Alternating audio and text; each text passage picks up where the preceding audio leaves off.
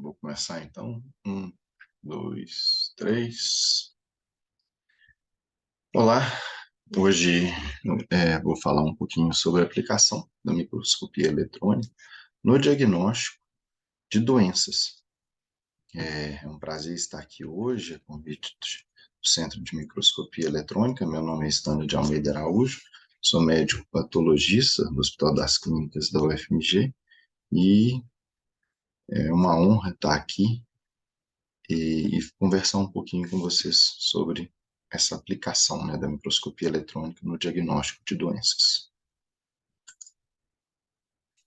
Primeiramente, né, isso aí foi inicialmente trabalhado, estudado há décadas atrás, né? Um dos primeiros a utilizar a microscopia eletrônica no diagnóstico, na fisiopatologia das doenças, foi Juan Rosai, que é um grande patologista, é, do meio da patologia, né, que descreveu várias doenças, né, e foi um dos precursores aí da utilização da microscopia eletrônica no diagnóstico de doenças. Inicialmente, né, a gente pode dar como exemplo isso, né, a identificação de estruturas virais, estruturas celulares, na diferenciação, por exemplo, de sarcomas, né, se você vê filamentos de actina, miosina, você vai saber que aquela origem daquela célula é uma célula sarcomatosa. A identificação de agentes patogênicos, tipo fungos, né? E a identificação de cristais ou de outras estruturas, tipo a desmogleína, né? Que faz aquela interjunção das células epiteliais, onde que se você faz uma imunomarcação, né? Com o imunogold, você consegue aí determinar a localização onde estaria aquele imunocomplexo, né, que estaria determinando ali aquela doença ali bolhosa. A microscopia eletrônica, né, ela dá um grande poder ao patologista. Aí, fazendo até uma brincadeira, né, a gente não é mágico, o patologista não é mágico, né, e às vezes a gente acerta errando ou erra acertando, né. Então, às vezes você fala que vai acertar na quina, né, e a pessoa acha que às vezes vai ganhar um prêmio da loteria, acaba acertando no quina da mesa. Isso tudo eu estou querendo dizer porque a gente não faz adivinhações. De vez em quando a gente até tira alguns coelhos da cartola, né? Mas todos os achados a gente vai conjugar aí com os aspectos clínicos, aspectos laboratoriais para chegar ao diagnóstico. Então, apesar da imagem às vezes ter um grande poder no diagnóstico das doenças, ela sozinha, ela isolada, ela é pouco capaz de determinar esse diagnóstico. Então, sempre a gente vai juntar um conjunto de achados para chegar no diagnóstico.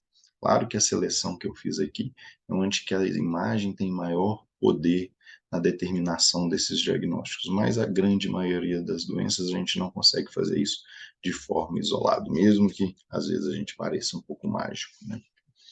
Então, a microscopia eletrônica aí, já de décadas atrás, ganhou essa feição aí no diagnóstico das doenças, né? E ultimamente, né, a gente está vendo novas aplicações na determinação da fisiopatologia e no diagnóstico de algumas doenças. Vamos pegar aqui, né, basicamente, as coisas mais bem estabelecidas para a gente poder comentar aí sobre esses diagnósticos.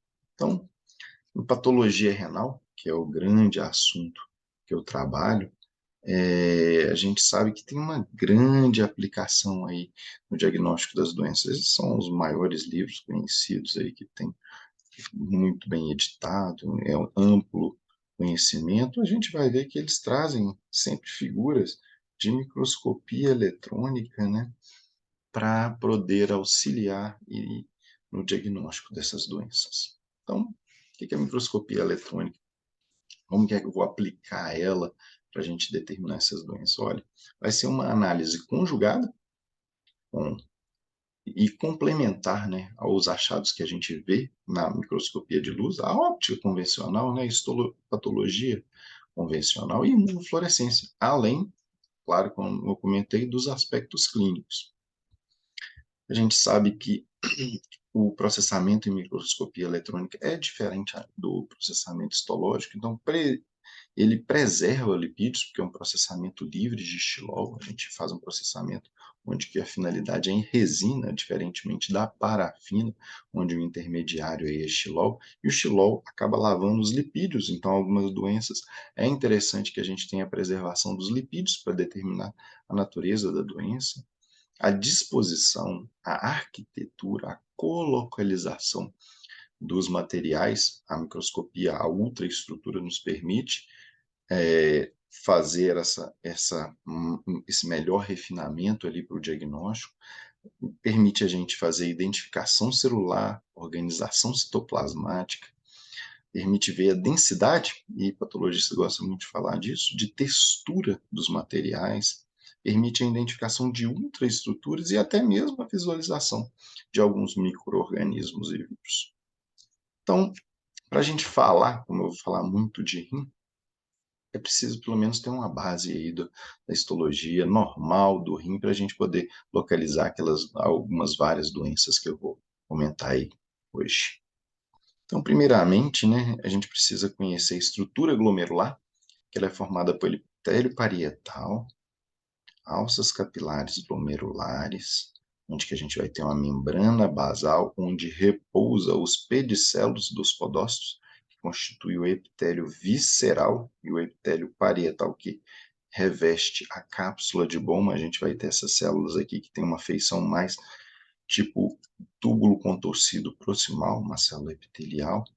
E a gente vai ter a estrutura mesangial, que vai ficar interposto entre as alças capilares glomerulares. A gente vai ter as células endoteliais e dentro do lúmen das alças capilares a gente vai ter o conteúdo vascular, leucócitos, hemácias, plaquetas e o plasma, né, que fica ali sendo filtrado o tempo todo para ser o constituinte inicial do que a gente futuramente chamaria de urina, depois de todo o processo de reabsorção e trocas que acontecem nos túbulos contorcidos proximal, alça de Henle e distal.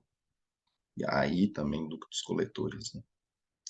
Na histologia normal, se a gente for pegar no aspecto histológico, a gente vai ver isso, né? Aquilo tudo que eu comentei, cápsula de Bowman, epitélio parietal, as alças capilares glomerulares, o epitélio visceral, que vai ser esses podócitos aqui, ó, revestindo externamente as alças capilares glomerulares, e internamente as células endoteliais que revestem o endotélio.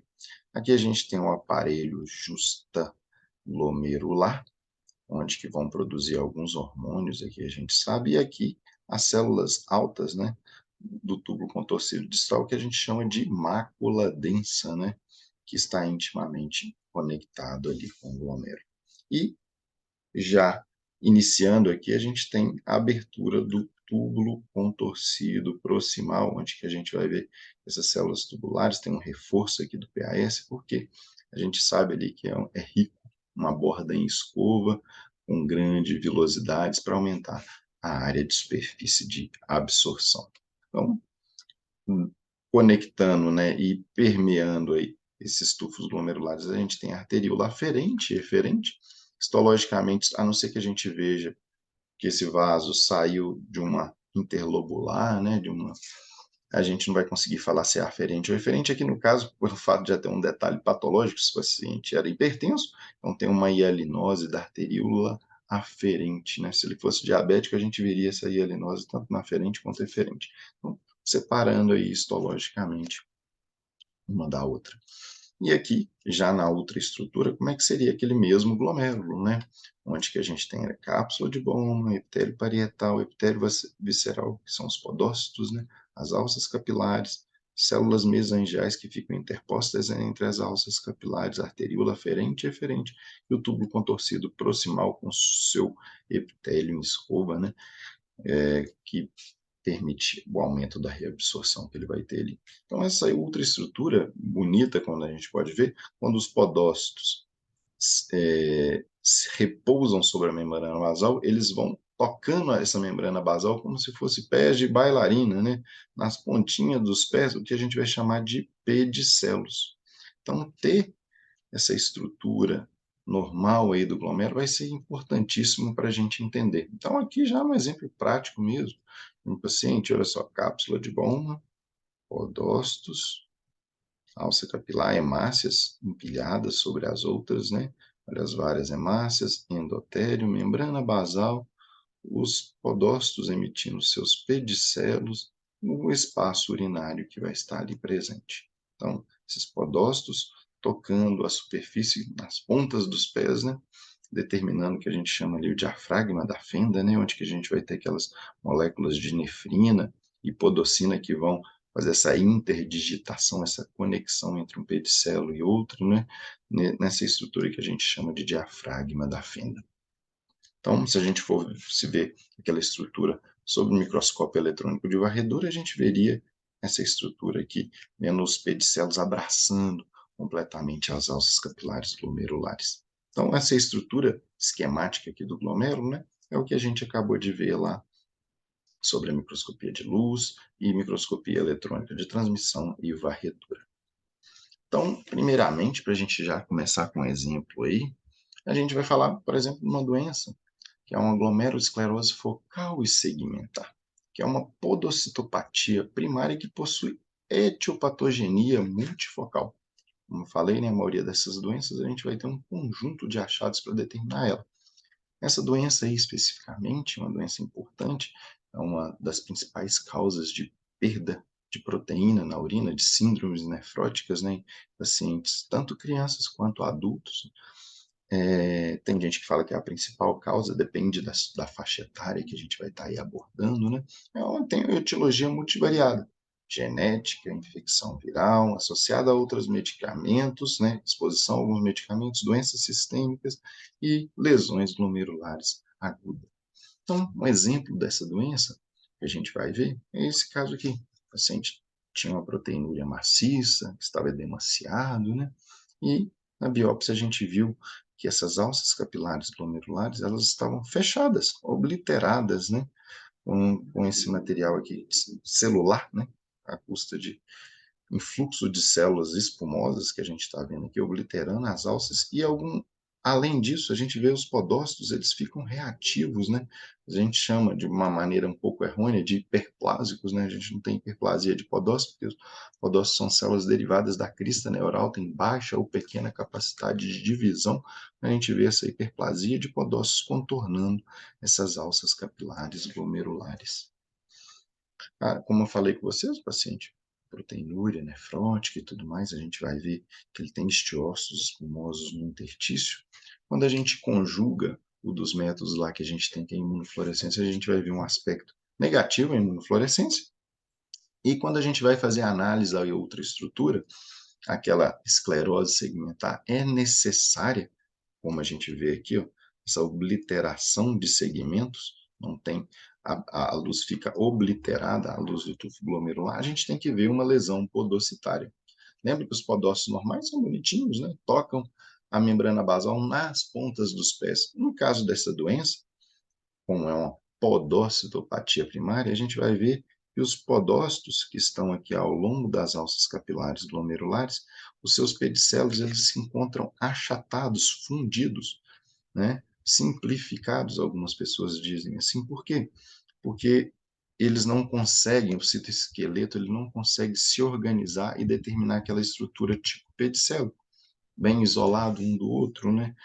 E aí a gente vai ver esse aspecto aqui ultraestrutural de fusão difusa dos pedicelos. Além disso, às vezes a gente vê os pedicelos começam a se destacar da membrana basal, porque essa podocitopatia é uma lesão celular que ocasiona morte de podócitos. E por que ela ocasiona a morte de podócitos? Quando a gente tem morte de 40% de mais ou mais dos podócitos, aqueles segmentos começam a esclerosar, porque a membrana basal, né, ela precisa do podócito ali, do contrário, ela vai começar a obliterar e fechar por conta de estar desnuda, né? Então, olha só, a gente vê aqui essa que a gente chama de transformação microvilosa dos pedicelos, que eles estão se destacando da membrana basal glomerular. E é esse fato, quando a gente encontra essa fusão difusa, que a gente é permitido dar o diagnóstico de glomerulosclerose focal e segmentar, porque a gente encontrou essa podocitopatia difusa e extensa nos pedicelos. E aí, se um paciente desse, com aquela imunofluorescência negativa, aquela lesão na microscopia óptica, e essa fusão extensa difusa dos pedicelos, a gente encontrar uma estrutura desse tipo aqui, que a gente chama de agregado reticular, vai nos permitir um diagnóstico, vai nos permitir tirar um coelho da cartola. A gente vai poder quase que restringir os diagnósticos. Olha que interessante. A gente pode falar que aquela glomerulosclerose focal e segmentar, ela vai estar relacionada ao HIV, ao lúpus ou ao uso de interferon. Por quê? O retículo endoplasmático ele só se agrega no endotélio de forma tão visível e extensa nesses três tipos de doença, porque significa, não nesses três, porque uma não é doença, não é o uso de interferon, é só quando o paciente tem uma grande carga de interferon, que ela pode ser relacionada à infecção pelo HIV, relacionada à atividade do lúpus, ou se o paciente administrar exogenamente, né, para o controle de algumas doenças, por exemplo, esclerose múltipla, fazer o uso de interferon, ele também vai ficar visível ali no endotélio. Então, a gente começa a ficar um pouco mágico, né? Porque um achado ultraestrutural nos permite restringir ao número de diagnósticos e apontar mais exatamente qual a doença. Outra coisa interessante, às vezes a gente vê aquela mesma doença, essa esclerose, né? Se for num paciente jovem, associado a uma tubulopatia cística do interstício, onde que a gente vê esses túbulos dilatados, né? E com imunofluorescência também igualmente negativa, a imunofluorescência usualmente a gente faz pesquisa de imunoglobulinas, IgG, IgA, IgM, frações do complemento, que é o C3 e o C1q, também a gente pode fazer pesquisa do C4 ou C4d, fibrinogênio e cadeias leves, capilâmida, esse constitui o kit, o painel usual que a gente faz de imunofluorescência. Mas, se vem essas imunofluorescências todas negativas e na ultraestrutura, a gente encontrar, além daquela fusão dos pedicelos que a gente está vendo aqui, se a gente não encontra pedicelo íntegro, separado, eles ficam fundidos e achatados, com essa transformação microvilosa, igual a gente está encontrando aqui, e encontrar umas mitocôndrias meio dilatadas, meio disformes, com essa dilatação das suas cristas, né? A gente pode pensar num outro diagnóstico, que é uma síndrome nefrótica, uma GESF, relacionada à deficiência primária da coenzima Q10, que é muito importante ali na fosforilação dentro das cristas mitocondriais. Então, ela pode determinar essa doença. Outra doença que a gente pode comentar aí é uma doença muito comum, chama nefropatia por IgA, ou doença de Berger. Ela está presente, para você ter uma ideia, em 6% dos chineses, acredita-se, ou mais. Então, a população da China, mais de bilhões de pessoas, né? Mais de 1 bilhão. Se a gente tiver 6% daquela população acometida por essa doença, é muita pessoa. A gente sabe que os asiáticos são preferencialmente acometidos por ela, mas também muito comum aqui. É uma das doenças mais comuns, uma das doenças renais mais comuns no mundo. E a sua definição é uma definição morfologicamente bem simples. A gente precisa ter um IgA dominante ou codominante em pacientes sem evidência de lúpus ou púrpura, que é uma outra doença.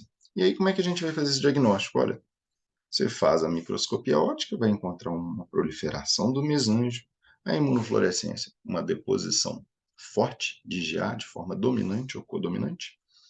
Pode também ter expressão de outras imunoglobulinas, IgG, C3, né?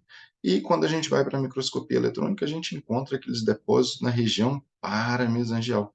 Essa manchinha aqui mais eletrodensa, né? Vai ser aquele imunodepósito que a gente viu lá de IgA. E se a gente não encontra aquele agregado reticular, olha que interessante, automaticamente aí a gente vai desfavorecer o lúpus, que constitui o diagnóstico diferencial, né? E já a gente só pode falar de se o paciente não tiver lúpus ou púrpura, né? E se a gente não encontra aquele agregado reticular, que eu falei que está presente no HIV, no lúpus ou no uso de interferon, automaticamente a gente vai favorecer a possibilidade da nefropatia por IgA. Então, sendo interessante aí na separação dos pacientes com lúpus.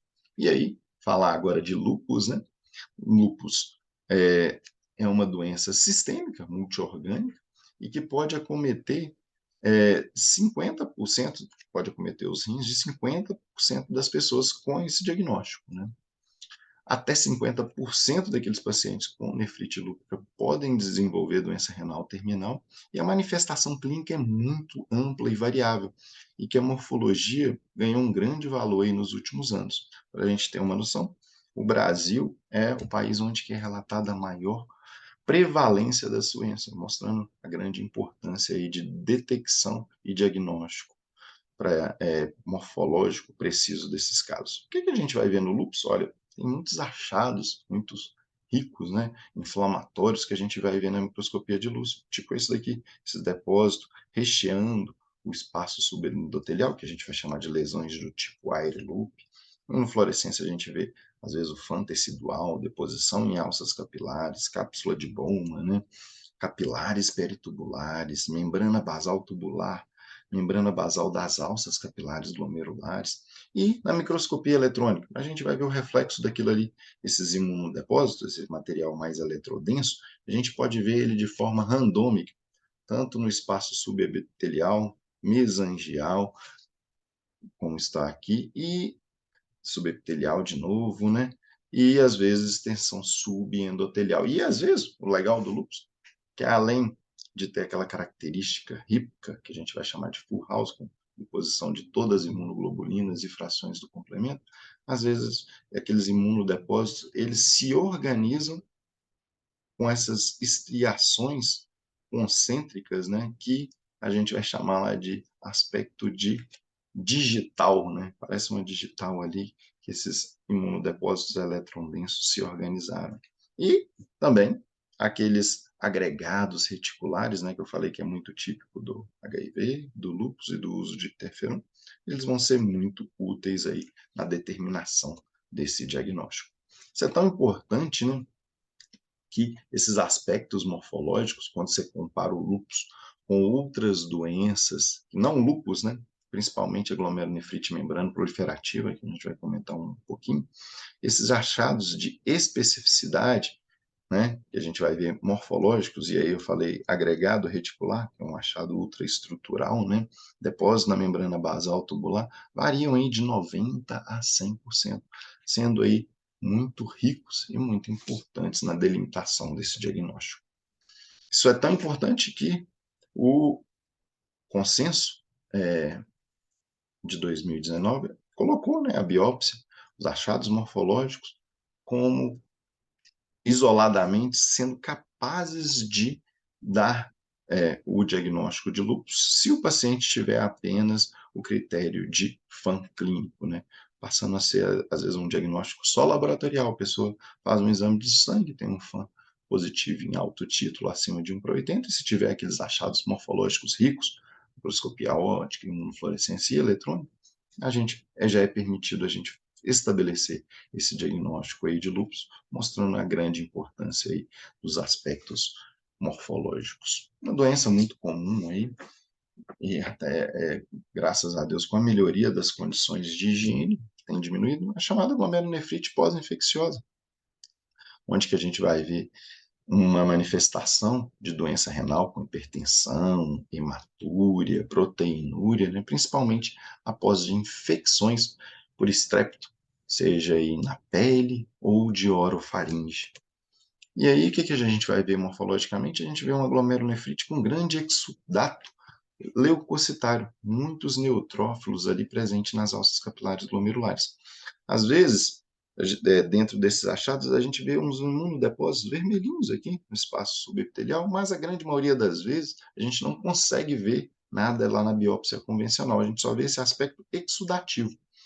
Quando vai para a imunofluorescência, cora IgG, cora muito C3 também, mas às vezes pode corar todas as pesquisas que a gente faz, GG, IgA, IgM, C3, e aí vai entrar na fronteira diagnóstico dos full houses, que o principal suspeito é lúpus, né?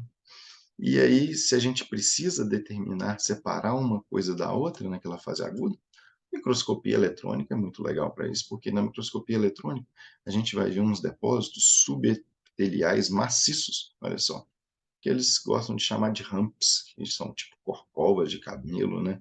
Olha só, esses grandes depósitos subepiteliais são clássicos da glomerulonefrite pós-infecciosa e não são clássicos do lúpus, ajudando aí nessa distinção dessas 2 doenças. Outra doença interessante são chamadas complementopatias, doenças relacionadas à disfunção do complemento. O que a gente pode ver nessas doenças? Às vezes o glomérulo fica com um aspecto habitual, mas quando a gente vai para a imunofluorescência, a gente vai ver aquela imunodeposição rica, exuberante, de C3, principalmente, onde que pode estar presente aí na membrana basal dos túbulos, na cápsula de Bowman e nas alças capilares glomerulares. E aí, quando a gente vê um glomérulo lá, que pode estar normal, ou às vezes até expandido, com a imunodeposição apenas de C3, a gente vai ter 2 diagnósticos para separar. Se a gente vê na eletrônica esse depósito em fita, recheando a alça capilar glomerular, a gente vai chamar isso aí de doença de depósito denso. Agora, se os depósitos forem granulares, com essa distribuição às vezes randômica, subepitelial, mesangial e subendotelial, que a gente vai ver aqui, olha só, subepitelial, mesangial e às vezes aqui, subendotelial, recheando aí essas alças capilares glomerulares, e onde que a única imunodeposição é o C3, a gente vai, sobre a microscopia eletrônica, ver esses depósitos, tipo nódulos, né, que estão presentes aí nesse espaço, mas não recheando a alça capilar igual a gente viu na doença de depósito ânus, a gente vai chamar isso de uma glomerulonefrite por C3. Entrando aí no campo das glomerulonefrites membranoproliferativas mediadas por imunocomplexos, o que a gente vai ter? Olha, a gente vai ter um distúrbio aí da cascata do complemento, onde que a cascata vai ser ativada na via clássica. Via clássica, quem ativa é a imunoglobulina, GG, GA, IgM, ativa o complemento recrutando principalmente C3. Isso aqui seria a cascata das glomerulonefrites membranoproliferativas com deposição de imunocomplexo, onde que vão atrair leucócitos, neutrófilos, fixação do complemento e fazendo dano endotelial, gerando um aspecto que a gente fala da membrana basal de duplicado, esse duplo contorno que a gente vai ver. Aquela deposição de imunocomplexos e fixação do complemento gera um influxo de células inflamatórias, que gera um aspecto lobulado, faz também que o mesanjo prolifera, porque o mesanjo faz parte do sistema mononuclear macrofágico, igual a gente tem as células de Kupffer no fígado, as células de carvão no pulmão. As células mesangiais fazem parte desse sistema, elas vão proliferar porque tem ali ativação, inflamação, deposição de imunocomplexos e fixação do complemento, gerando um aspecto que a gente chama de lobulado. Quando a gente faz as pesquisas da imunofluorescência, o que a gente vai ver? Deposição de GG, GA, IgM, mas sempre com recrutamento do complemento. Na microscopia eletrônica é muito útil para confirmar aqueles depósitos, vendo que eles vão estar na face subendotelial e às vezes na face subepitelial, confirmando ali aquela natureza daqueles imunocomplexos, né? Principalmente nesse espaço subendotelial que é capaz ali de recrutar os leucócitos, monócitos e gerar aquele aspecto proliferado.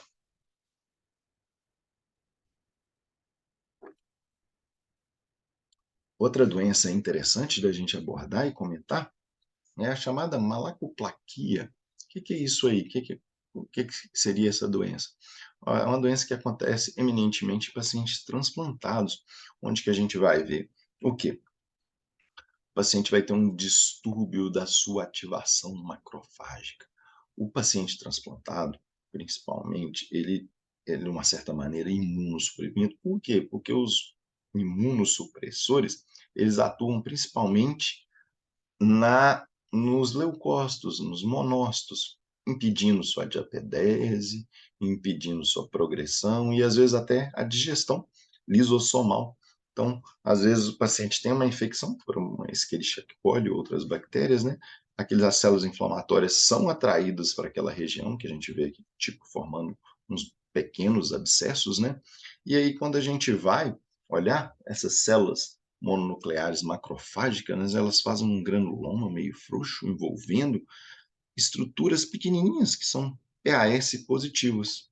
Quando a gente vai ao microscópio eletrônico, a gente vê os corpúsculos, que a gente chama de corpúsculos de Michaelis-Guttmann.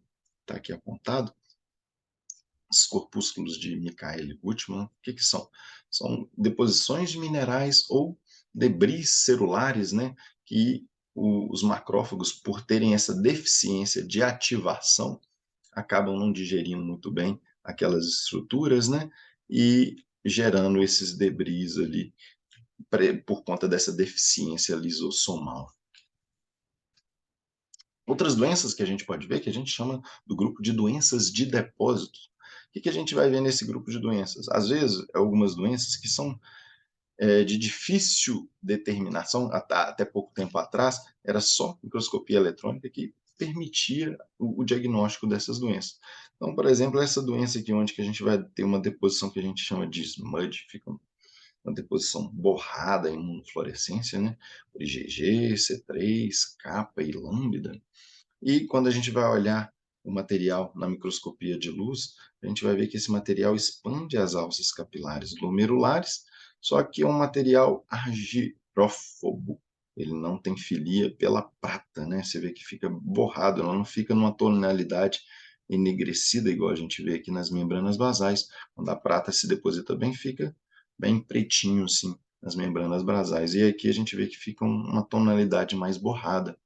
Quando a gente submete esse material à análise de microscopia eletrônica, o que a gente vê? Esse material são constituídos de fibrilas que tem uma espessura aí de 14 a 30 nanômetros, né?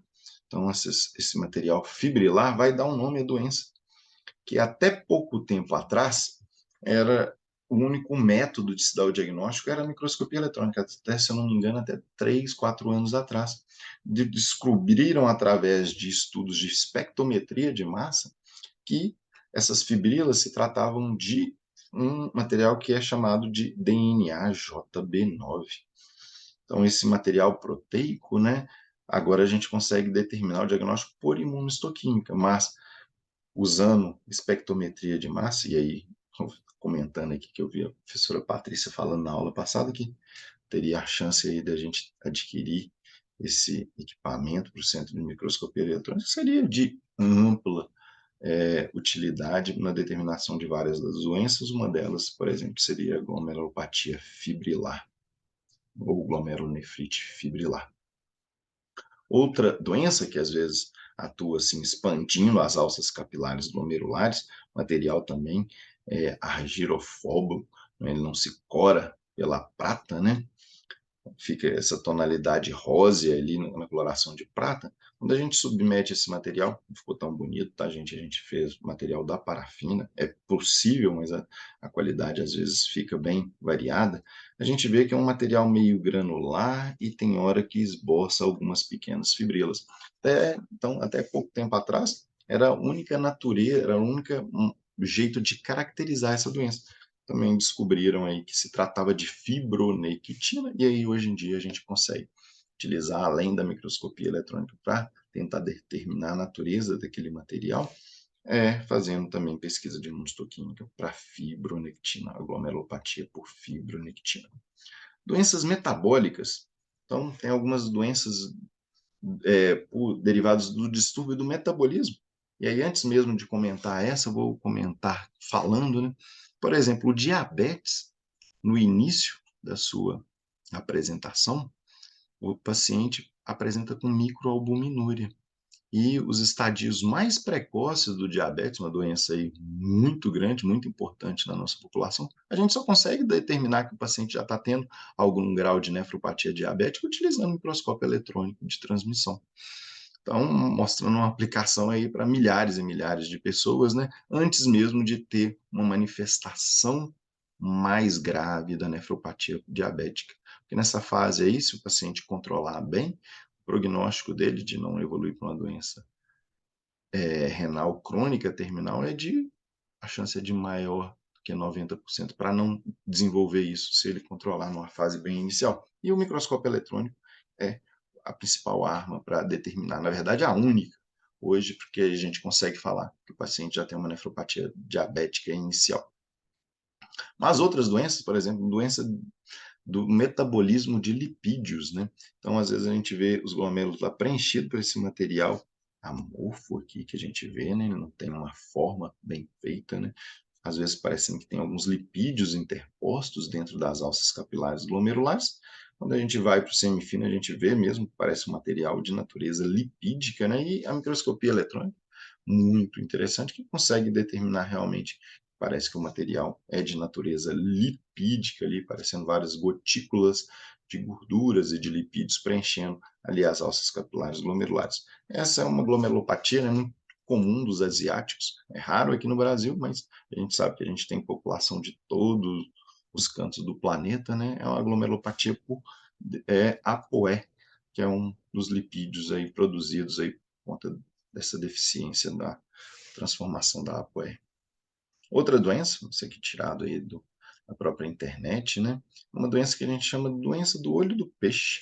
O que essa doença faz? Também, olha só, gera um acúmulo de lipídios dentro das alças capilares glomerulares, e aí eu estou falando se tem no capilar, tá, gente? Tem no organismo inteiro esse material tipo lipídico, que a gente submetido também à microscopia eletrônica, que é o semifino, no azul de toluidina, e quando a gente vai para a microscopia eletrônica de transmissão, o que a gente vai ver? Material lipídico preenchendo completamente as alças capilares glomerulares, inclusive na membrana basal. Esse aspecto aí, que às vezes gera um aspecto furado, buracos na membrana basal, por conta do acúmulo desses lipídios ao longo ali do espaço subendotelial, transmembrana, né, gerando esse aspecto aí de buracos na membrana basal. Isso tudo é uma deficiência que o paciente tem, que é chamada de deficiência da acillecitina transferase, né? É uma enzima que esterifica o colesterol, e se o paciente não tem capacidade de esterificar o colesterol, esses lipídios vão se acumulando, porque o colesterol é muito importante, né? Apesar da gente ver ele só como um vilão, mas ele é responsável pela formação das membranas. Então, se o paciente não consegue formar o colesterol de forma habitual, esse colesterol não esterificado vai se acumulando no organismo e gera outros problemas. O paciente, por exemplo, se ele não tem um colesterol normal, a hemácia dele fica fragilizada, então um dos efeitos que esse paciente tem é hemólise intravascular. Aqui um exemplo muito interessante da microscopia eletrônica e com uma aplicação até genética, né? Esse aqui é o caso de uma paciente jovem de 20 anos que estava tendo proteinúria pós-gestação, que foi, na verdade foi identificado durante a gestação pessoal é muito investigado, né? E aí terminou a gestação, ela manteve aquela proteinúria e foi para a biópsia. E aí a gente vê aqui que um glomérulo aparentemente sem muitas alterações. Pegou aquele glomérulo, foi analisar a microscopia eletrônica, vê túbulos normais, membrana basal normal, citoplasma de podócito normal, nada muito alterado. Mas, olha só, bem preservados, os pedicelos bonitinhos, né? Aí, quando a gente pegou um glomérulo do lado, a gente começou a ver que estava um pouco estranho. Vamos comparar aqui de novo, olha só. Você vê que os podócitos que estão aqui presentes, do lado de fora das alças capilares glomerulares, não tem muita alteração. Já esse glomérulo aqui, já a gente começa a ver que tem uns pontinhos azuis no citoplasma ali dos podócitos. E quando a gente vai à microscopia eletrônica, a gente vê que aqueles podócitos estão cheios de lipídios lamelados, esfingolipídios, que adquirem esse aspecto zebroide, que a gente vai chamar aí. Esses lipídios, né, só se apresentam nos pacientes se eles tiverem um distúrbio, um defeito lisossomal na digestão dos lipídios. E aí gera o acúmulo aí desses lipídios, que a gente vai chamar aí, na maioria das vezes, da doença relacionada à doença de Fabry. Isso é muito interessante que algumas drogas podem até simular esse mesmo aspecto, mas a gente vai ver isso eminentemente nos pacientes com doença de Fabry.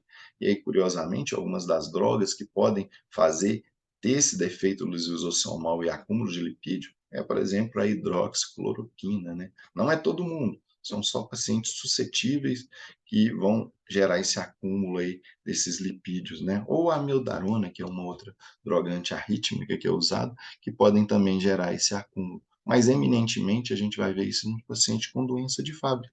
O legal desse caso foi isso. Esse glomérulo estava acometido e esse outro glomérulo quase que não acometido. Por que que a gente viu isso no mesmo paciente? Lembra que é uma mulher, né? A gente tem um efeito chamado efeito liônico, né? Que às vezes um X vai estar expresso, o X com a doença, uma doença ligada ao X, e o outro X não expresso pode ser sadio e aí ter pouca ou nenhuma manifestação.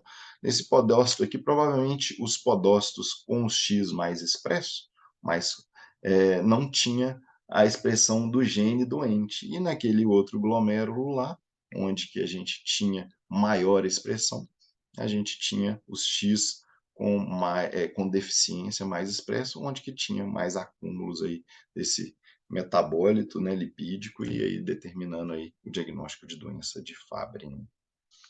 Microscopia eletrônica também é interessante, ela foi uma das primeiras armas para determinar que tinha um vírus, né? Então, quando a gente vê a descoberta de uns vírus, sempre a gente vai ver imagem, microscopia eletrônica, e esse aqui é um caso interessante, paciente transplantado que tinha aí essa expressão de a gente ver esse aspecto aí de pseudo-inclusões tubulares, né? Olha só. Até antes do transplante, essa doença era muito pouco conhecida, sequer conhecida para a gente. Quando foram ver que se tratava de natureza viral, aí foram para a PCR procurar qual era o vírus, né? E é o polioma vírus. Antes do transplante, essa doença era quase que desconhecida para o ser humano. A partir do uso de imunossupressores, a gente abriu uma caixa de Pandora aí, né?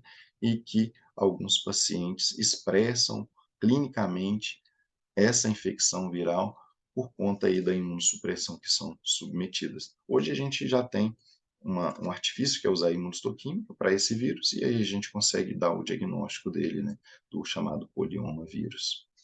Falando também ainda de transplante, aproveitando o gancho, né, a gente usa muito uma molécula do complemento para dar o diagnóstico de rejeição mediada por anticorpo. Então, quando se tem a expressão, deposição do C4D, a gente fala ali de uma rejeição mediada, complemento mediada, né? Que mostra que tem algum anticorpo ali interagindo com o endotélio vascular.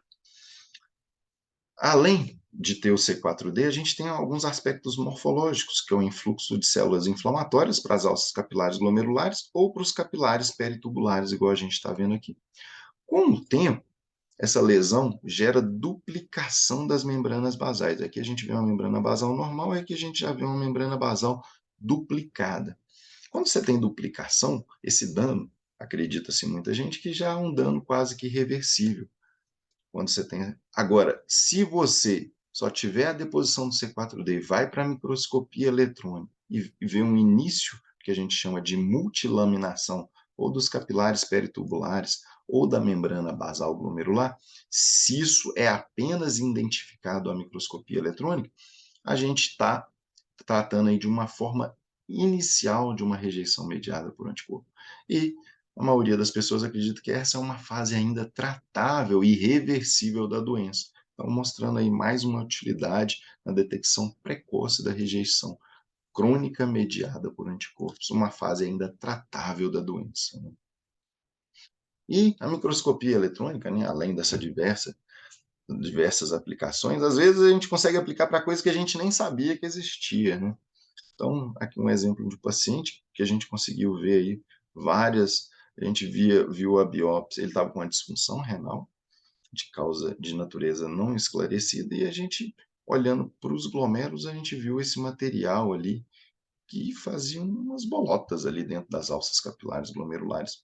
A gente pensou a princípio que seria gordura, né? Mas em gordura para embolizar, assim, teria que ter tido um trauma, uma fratura, né? Fratura de ossos longos são a principal causa de embolia gordurosa, mas o paciente não tinha história disso, mas tinha uma disfunção renal. Quando a gente foi para a microscopia eletrônica, a gente viu que aquele material que parecia uma gordura, ele tinha esse aspecto claro e quando visto no microscópio eletrônico de transmissão, ele não era osmiofílico. As gorduras geralmente são osmiofílicas. Então era um material ali, de uma certa maneira, que não era gordura, não tinha aquele aspecto eletrodenso. E aí a gente foi caracterizar esse material. Que material que seria isso? Aí, investigando mais ainda, a gente viu que o paciente tinha feito uso de PMMA, polimetilmetacrilato, né? Aquela coisa que ficou muito famosa aí, um tempo aí, de pessoas estarem usando para fazer preenchimento, né? Preenchimento facial, preenchimento em glúteos, né? Isso embolizou para a circulação sistêmica e acabou parando no rim ali da pessoa, fazendo essa embolia por conta disso, gerando a disfunção do rim, né?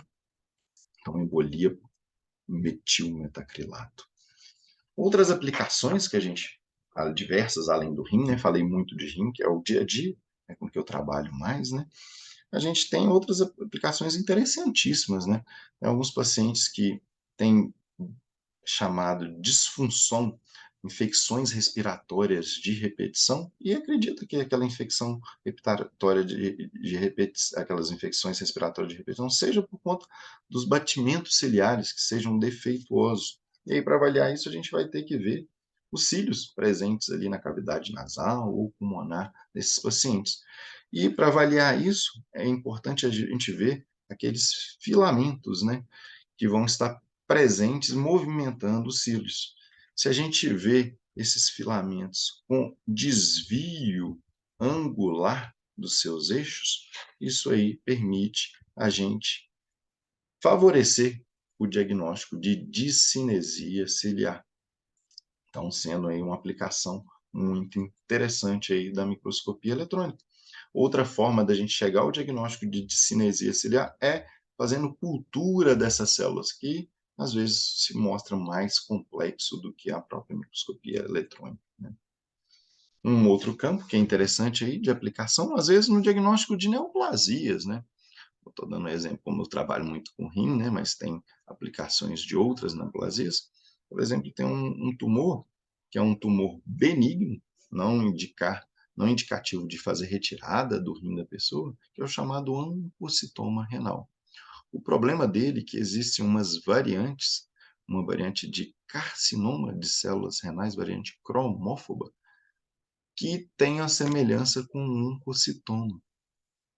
E aí a gente fica numa encruzilhada. Às vezes são usados marcadores de imunohistoquímica e também, para a gente tentar separar essa variante cromófoba de um oncocitoma renal, a gente pode utilizar a microscopia eletrônica, porque onde o oncocitoma é um tumor mitocondrial, onde que a gente vai ver a proliferação dessas células, dessas organelas, né, que são as mitocôndrias, fazendo esse aspecto ali tumoral mesmo, né? A gente vê a célula completamente, o citoplasma completamente substituído por mitocôndrias, né? E determinando aí um diagnóstico mais benigno, que não vai implicar aí na nefrectomia, na retirada do órgão do paciente, por a gente aí favorecer um caráter benigno daquela neoplasia, então auxiliando aí também na diferenciação das neoplasias, né? Então, para o oncocitoma renal. Outras doenças também neoplásicas que são interessantes nessa investigação, por exemplo, doenças de cadeia leve. Aqui a gente, por exemplo, o paciente ele produz uma cadeia leve anômala, né? No caso aqui, lambda.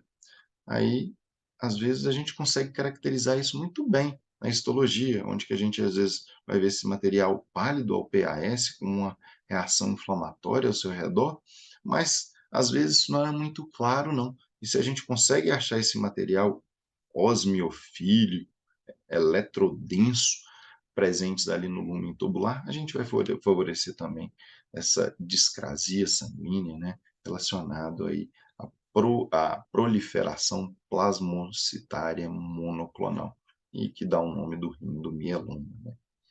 E, por fim, para a gente fazer uma aplicação aí diversa, tem uma doença que a gente chama aí, que é uma doença de deposição de material amorfo, eosinofílico, argento que não se cora pela prata, né, agentofóbico, ele não se cora aí pela prata, e que se cora pelo vermelho Congo, né. Esse material, quando submetido à luz polarizada, ele vai gerar um aspecto que a gente chama de verde maçã, e quando analisado em microscópio eletrônico, a gente vai ver um material fibrilar, né, são fibrilas aí mais delgadas, em torno aí de 9 a 14 nanômetros, e que vai constituir o diagnóstico de amiloidose. Mas, aí voltando àquele aspecto do microscópio eletrônico que é capaz de fazer a leitura por espectrometria de massa, se a gente aplica aquilo ali, a gente vai conseguir separar essas diversas doenças, porque tem mais de dezenas de amiloides já descritos. E é muito importante a gente conseguir separar eles, e atualmente a gente dispõe de poucas armas, pelo menos na patologia, né? A gente tem imunistoquímica para o AA, para o ATTR e para o ALEC2, ALCT2. Os outros amiloides, a gente não tem uma imunistoquímica muito fidedigna. Então, qual que é o amiloide mais comum? É o cadeia leve, monoclonal, capa ou lambda. Só que vários dos casos, quando se cora só capa ou lambda, a gente vai favorecer uma chance de 99% de estar certo, uma amiloidose do tipo monoclonal AL. E aí o paciente vai ter que ser submetido a uma quimioterapia para tratar isso, e então você dá um direcionamento muito bom. Mas vários dos pacientes com amiloidose do tipo AL, às vezes a gente não consegue marcar nem capa nem lambda, e aí precisando de ir para a espectrometria de massa.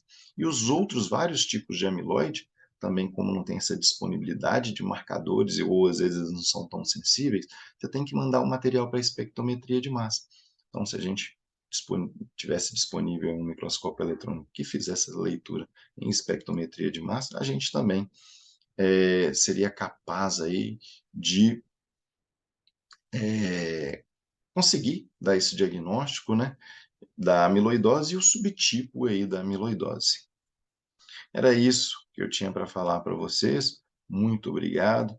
Foi um prazer estar aqui hoje. E qualquer dúvida, por favor, mande aí para o e-mail.